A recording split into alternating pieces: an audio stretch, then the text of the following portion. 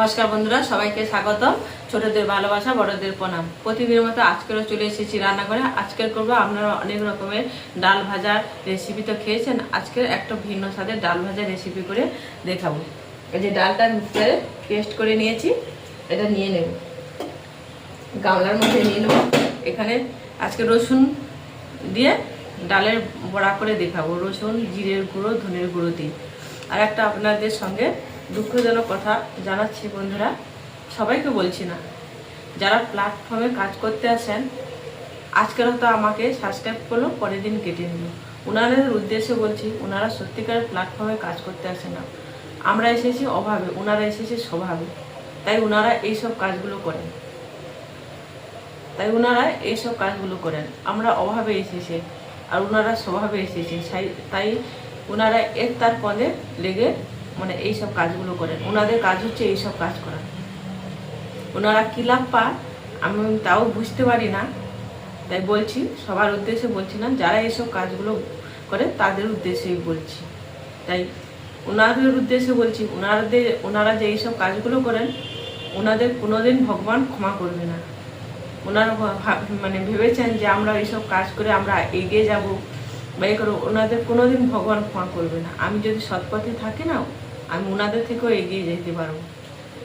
তাই ওনারা সত্যিকারের প্ল্যাটফর্মে কাজ করতে আসেন না, ওনারা এসেছে স্বভাবে আর আমরা এসেছি অভাবে।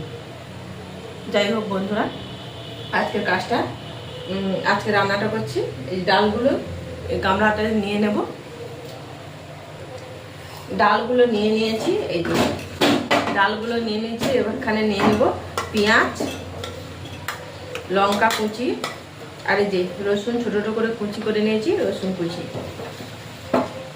কালকের আমি দেখেছি আজকে সকালে যখন ভিডিও ছাড়ার পর এগুলাই দেবো, মানে ভিডিও ছাড়ার পর ইউটিউব স্টুডিওটা যখন খুলি, একটাই কেটে নিয়েছি। সেই জন্য বলেছি, ওনারা মানে স্বভাবে আসে, ওনারা অভাবে আসে না। ওনারা আসে একটার পেছনে লাগার জন্য। মানুষকে ধোঁকা দিয়ে কোনোদিন মানে ভালো হওয়া যায় না, এটা মানে মাথায় রাখবে। ভালো হতে হলে ভালোর মতন মানে ব্যবহারটা মানুষের সঙ্গে রাখতে হয়, মানুষের সঙ্গে এটা রাখতে হবে। এবারে দিয়ে দেবো জিরে আর ধনের গুঁড়ো।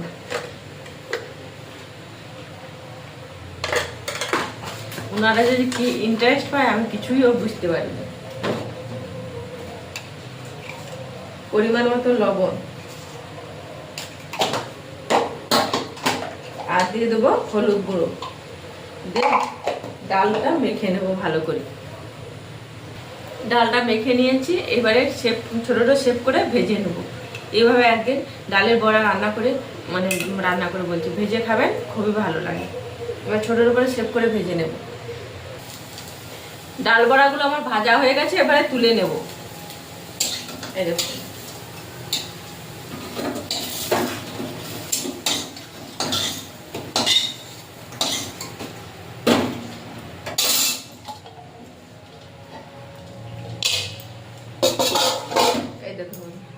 তাহলে বন্ধুরা আজকে আসছি, টাটা, ভালো থাকবেন, সুস্থ থাকবেন।